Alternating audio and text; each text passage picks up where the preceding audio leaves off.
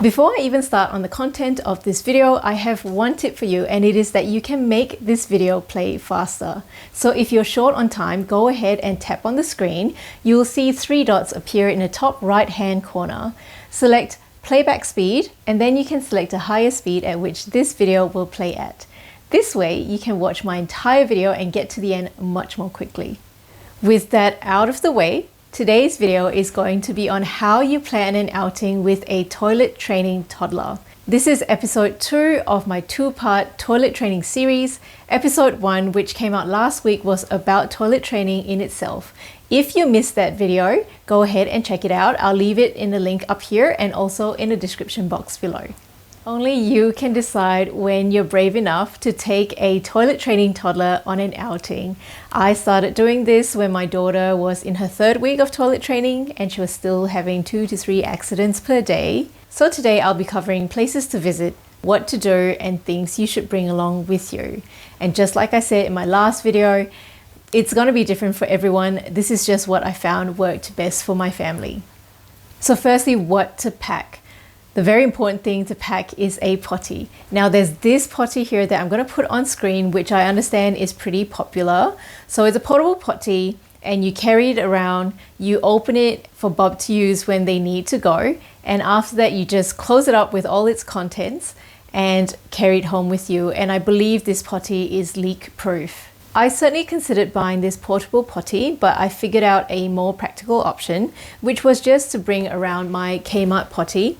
After all, I already have 3 of these potties and I prefer to avoid buying a whole other potty if I could avoid it. With this potty, I also brought along a large bin liner or a large bin bag. So if you're going to do this, you need to make sure that the bin liner will fit over the potty.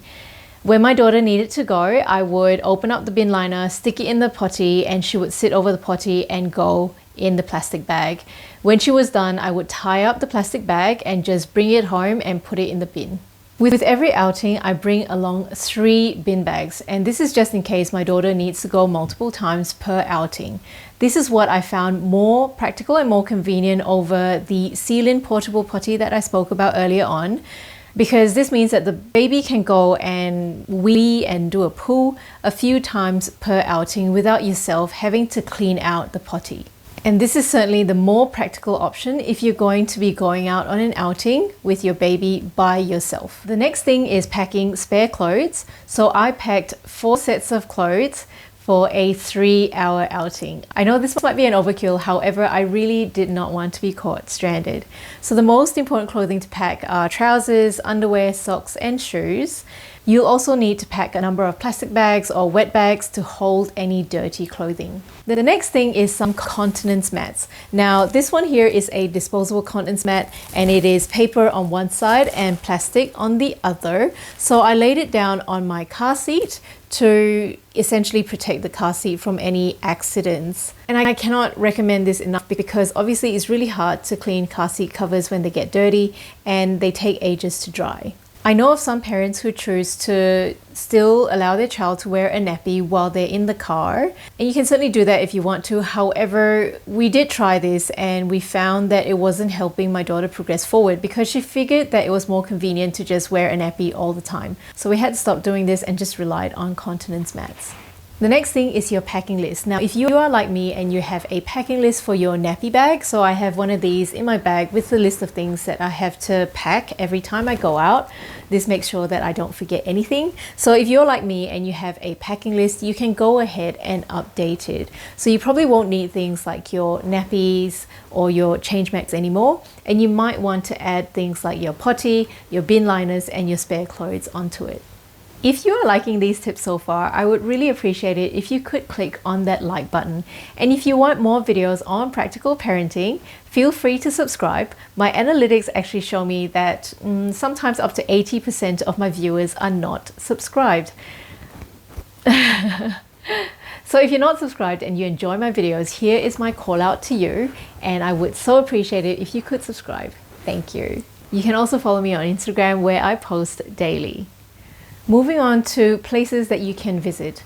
Now, at the start, I would strongly suggest that you go to places that have parent rooms. And this is because parent rooms have child-sized toilets which your child can use. I said in my last video that my daughter was both potty as well as toilet trained at the same time, so this gave us the flexibility of leaving the potty in the car and her just using the child-sized toilet in the shopping malls. However, if your child will only use a potty, you will need to be carrying your potty around.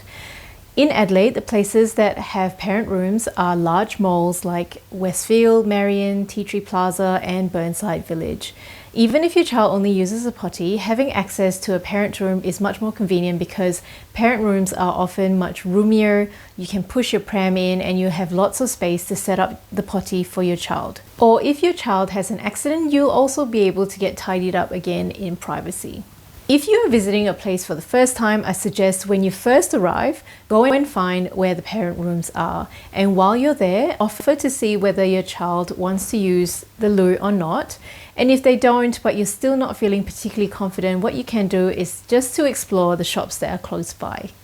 And the last thing to cover is what to do when you're en route in the car. So what I do is if my daughter requests to use the toilet, I would pull over somewhere convenient and I would pull out the potty, open up the bin bag, stick it in the potty, and my daughter would just go in public. If you live in Adelaide and you see someone doing that, it's probably me. My next video is going to be my top 8 tips on preparing for a newborn. If you're interested in that video, do subscribe and hit that notification bell, and that way you'll be informed when that video is published. In the meantime, feel free to enjoy either this video or this video over here.